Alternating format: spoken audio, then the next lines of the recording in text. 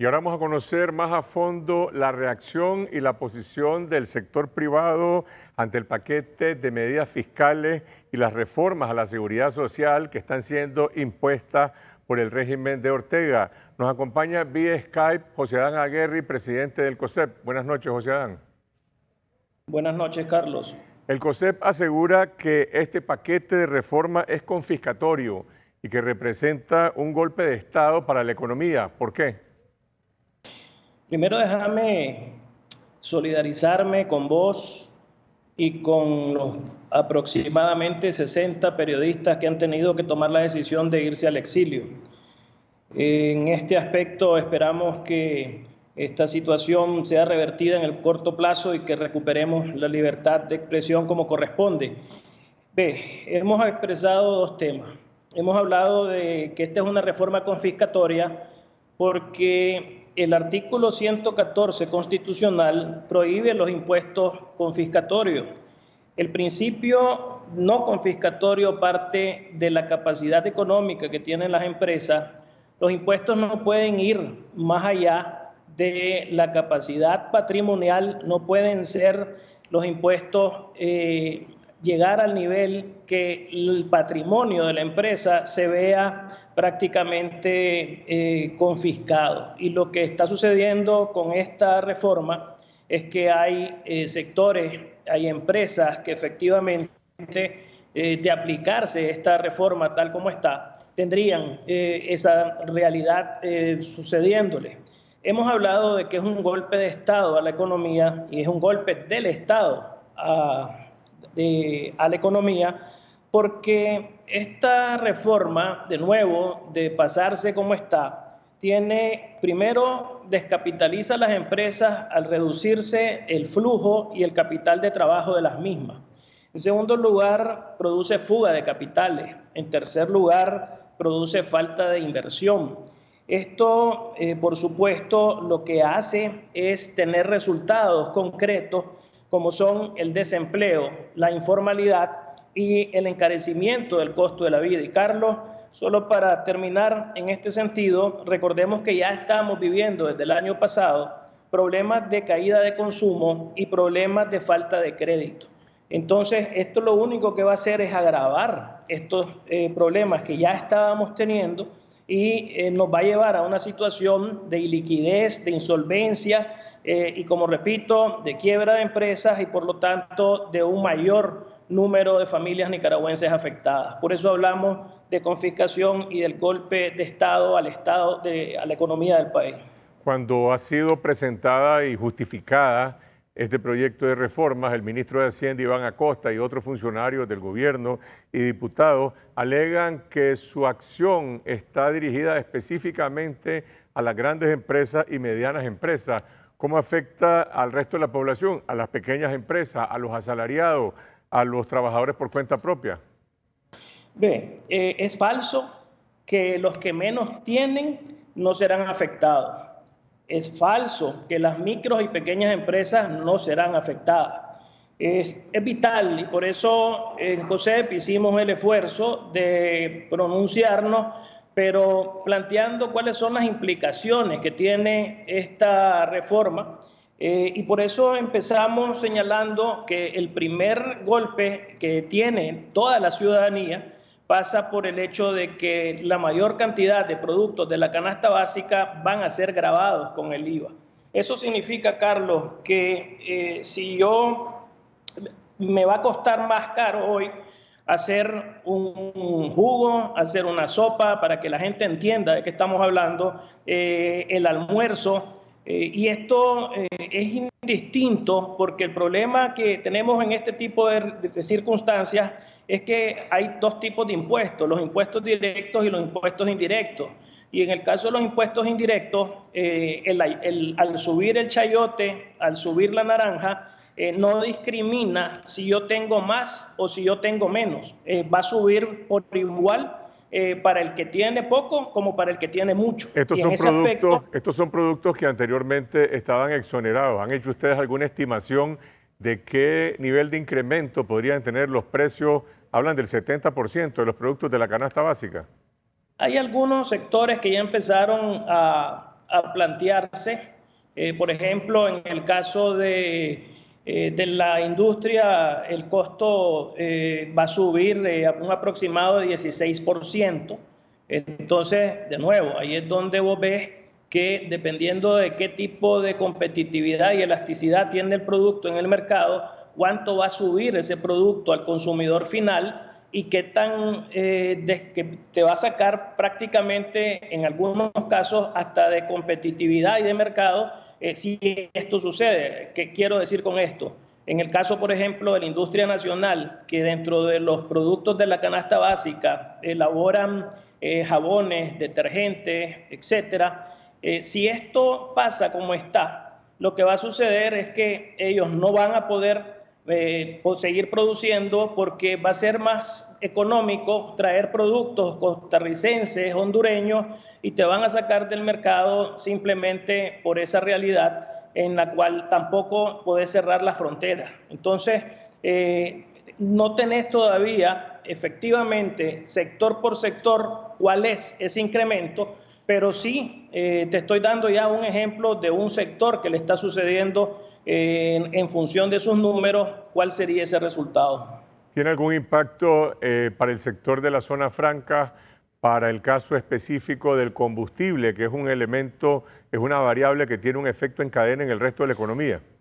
Ve, si las empresas de combustible quisieran trasladar sus aumentos de impuestos al consumidor final, eso significa que el precio final de bomba se tendría que aumentar en $1.15. Y ahí no diferencias entre el empresario de zona franca o el conductor de la moto o el mensajero, pues que trabajen con su moto. Entonces, estas son situaciones reales que, de nuevo, no diferencian entre si sos pequeño o sos grande. Te voy a dar una situación particular en relación al tema de la seguridad social. Solo para el caso de zona franca, en el sector de Maquila, los trabajadores de zona franca van a tener que pagar $4.300.000 producto de ese incremento que se ha hecho con esta reforma del Seguro Social. Entonces, ahí mismo ya tenés dos efectos directos en trabajadores de un sector que quizás es de los menos afectados con esta reforma. Ahora, el jueves se pospuso la aprobación de esta reforma. Está reprogramada una sesión parlamentaria para el día martes y la gente pregunta por qué. El gobierno dice que va a ampliar una supuesta consulta invitando a distintos sectores. ¿Hay alguna suerte de negociación de las cámaras empresariales o de las empresas con el gobierno o con la Asamblea Nacional en relación a esta reforma? Bueno, yo creo que en el caso de las cámaras ha sido evidente nuestra posición. Desde ayer hemos expresado como COSEP cuál es nuestro planteamiento, que sin realmente, si el gobierno sigue en la posición de no querer entrar a una negociación sobre los temas no únicamente económicos, lo que estamos viendo es que ya estamos avanzando en el efecto que está sufriendo toda la sociedad nicaragüense.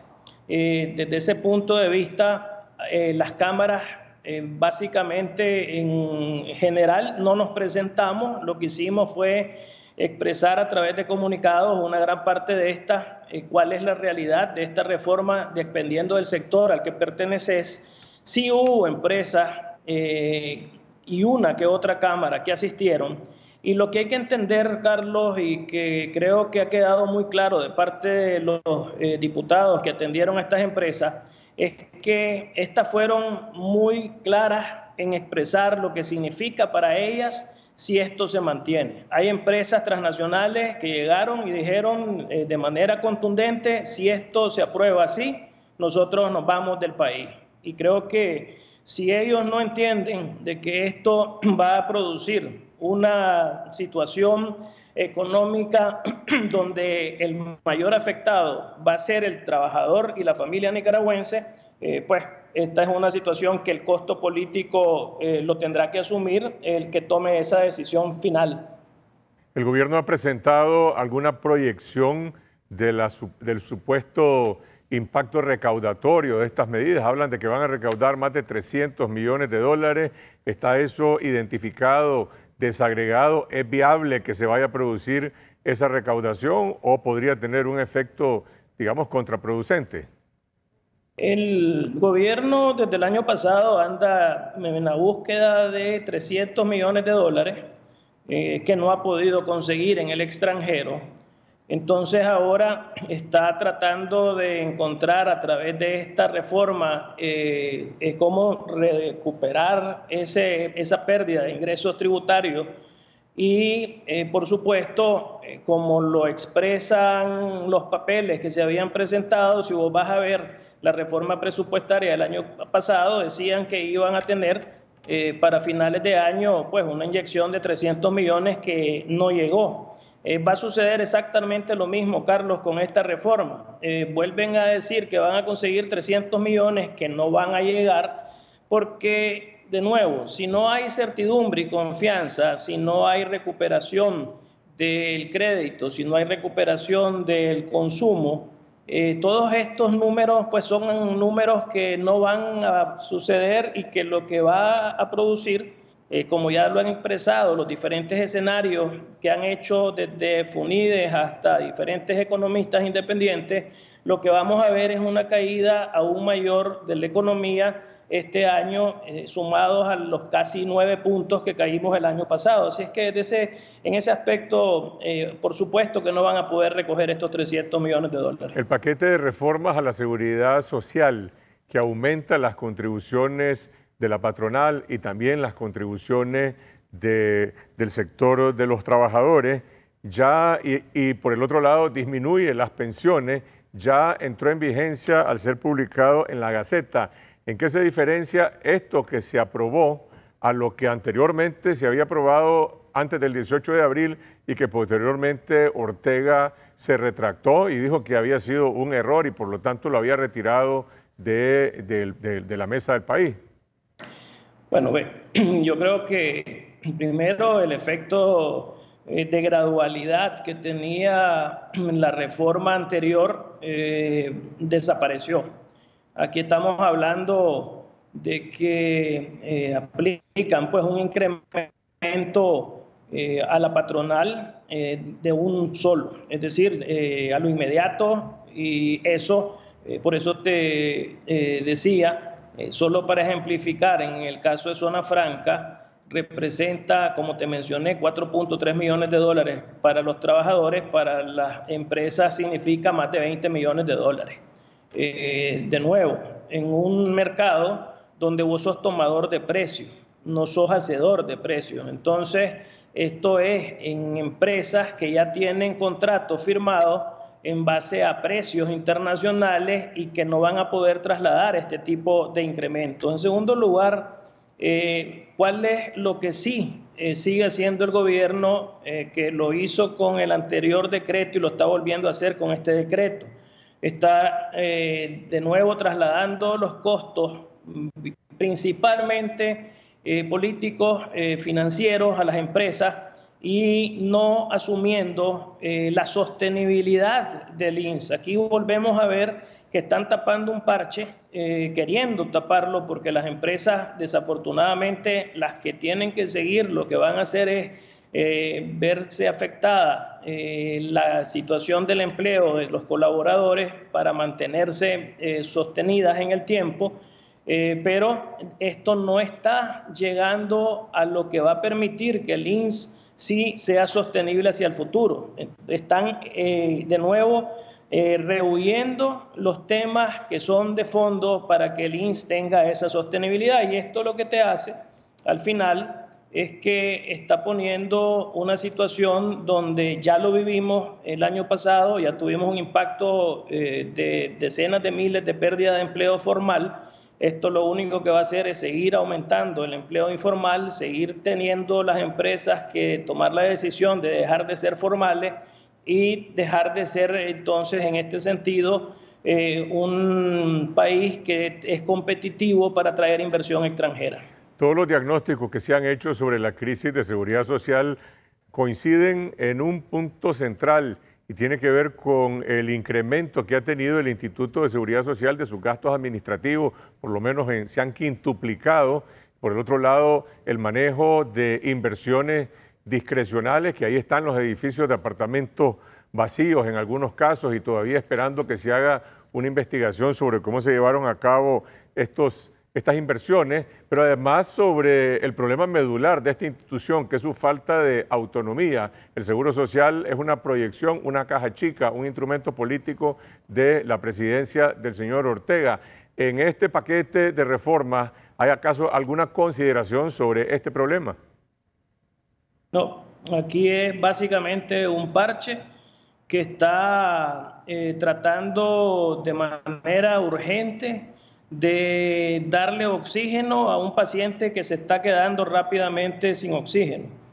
Aquí lo único que se busca es cómo inyectar ingresos a los inmediatos, y creo que hay que entender en esto, Carlos, que hay una voluntad del gobierno de que no se reduzcan, y no solo en el caso del INSS, que no se reduzca ni en el INSS ni en el gobierno los gastos que tengan que llevar a una decisión de reducir personal, empleados públicos, para no sufrir ese costo, y por lo tanto lo que están haciendo es trasladándoselo al sector privado, y que sea el sector privado el que tenga que reducir el personal, con el enorme error de que están matando la gallina de los huevos de oro si esto se mantiene como está, porque va a ser insostenible en el tiempo que puedan seguir con esa estructura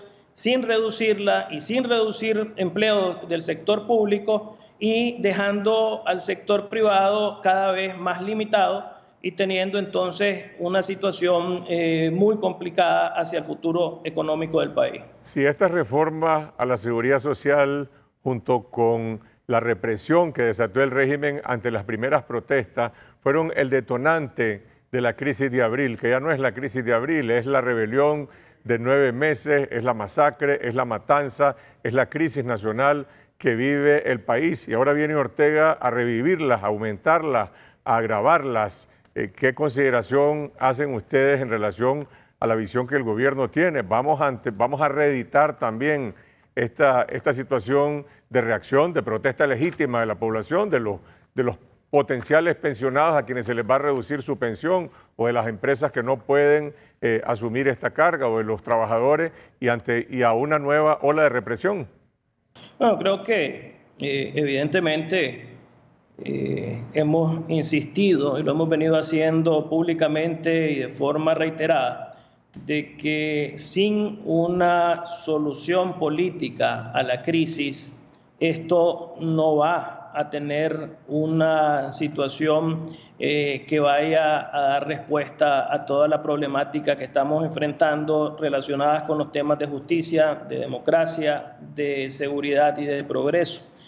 Creo que en ese sentido se están dando, paralelo a esta situación muy particular que estamos comentando, hemos visto escenarios, o hemos visto señales que no se habían dado y que se han dado recientemente. Vimos venir una misión del gobierno de Estados Unidos, vimos venir una misión de eurodiputados.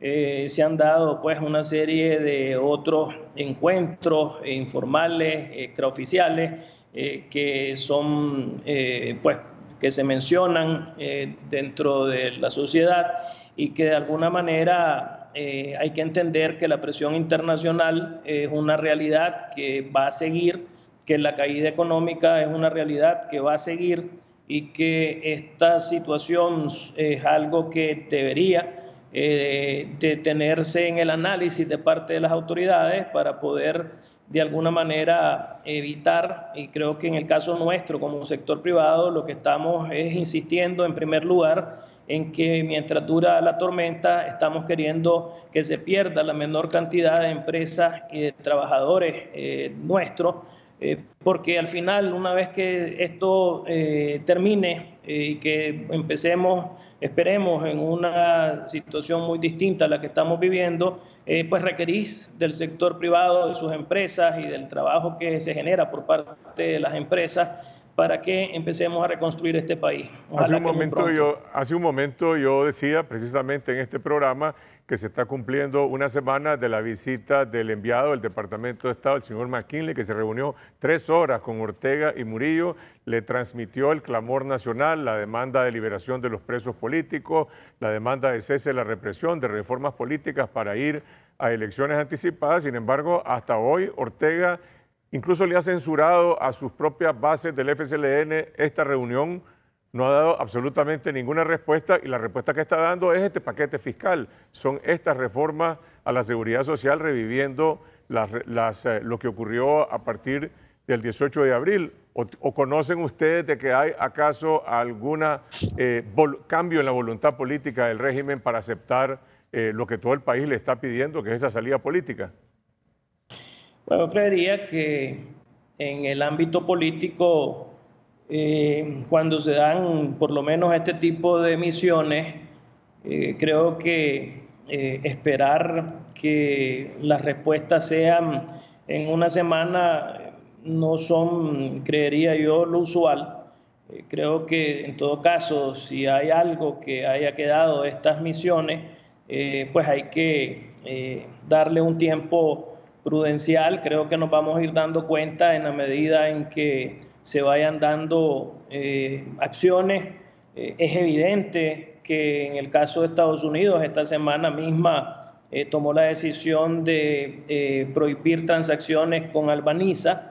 Es decir, aquí la presión está siempre vigente, está sucediendo, pero creería que hay que, en este sentido, estar a la expectativa de qué pueden haber provocado estos dos encuentros con estos diferentes funcionarios americanos y europeos. Volvamos a las reformas fiscales y a la seguridad social. La posición del sector privado está clara, como lo ha externado el COSEP, como lo ha dicho esta noche, también las de AmCham, de FUNIDE, de las distintas cámaras empresariales, de un rechazo rotundo, categórico a estas medidas. ¿Qué va a hacer el sector privado, las cámaras empresariales, las empresas, cuando esto se apruebe la próxima semana? Bueno, la seguridad social ya está aprobada, falta la reforma fiscal.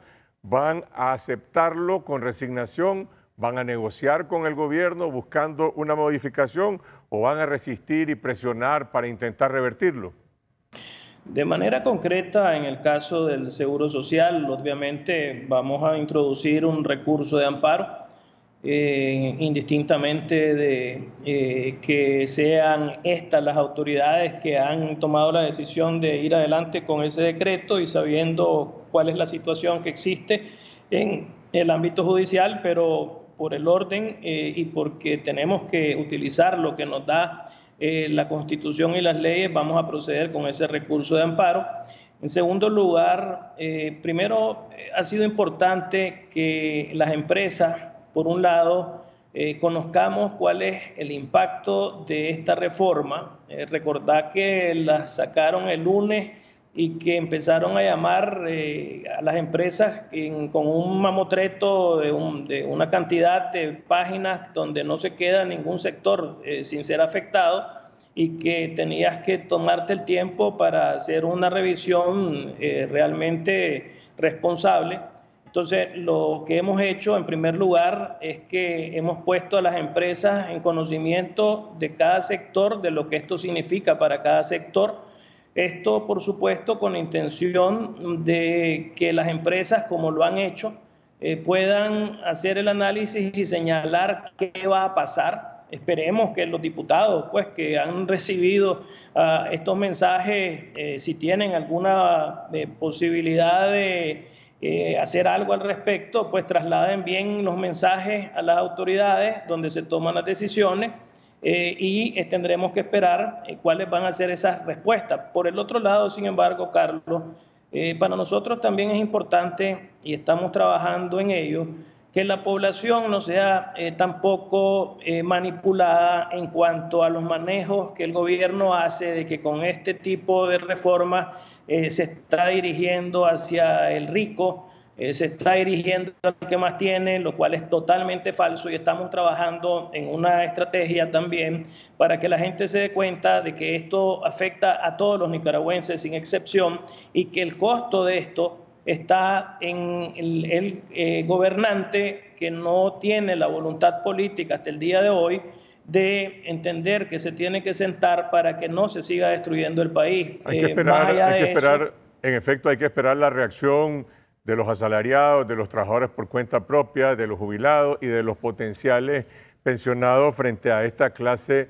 de medidas. Pero vamos, si son medidas confiscatorias, como has dicho, y si también esto representa un golpe de Estado a la economía y un golpe de Estado a las empresas privadas, ¿representa esto la base, el fundamento de una acción de desobediencia civil? Si el gobierno está violando la ley, si además está empobreciendo a la población y está provocando la iliquidez y la fuga de capitales, ¿se contempla esa posibilidad de una desobediencia civil? Yo te diría que cualquier acción es contemplada. Lo que tenemos de nuevo es que saber cuál es el momento para poder tomar ese tipo de acciones. Yo creo que en este momento estamos en el proceso primero de terminar de hacer la revisión. Vamos a ver qué sucede la semana que viene, si ellos toman la decisión de seguir aprobando esto tal como está, si la cambian, si no la cambian. Tenemos que esperar a ese momento. Y una vez que eso se dé, de ahí tenemos que partir para tomar pues, decisiones donde, te repito, no queda nada descartado. Gracias, José Adán Aguerri, presidente del COSEP. Estaremos pendientes de la reacción de la población, por un lado, de los asalariados, de los jubilados, de los potenciales pensionados y también del sector privado ante la aprobación de este paquete de reformas tributarias la próxima semana por la planadora oficial en la Asamblea Nacional.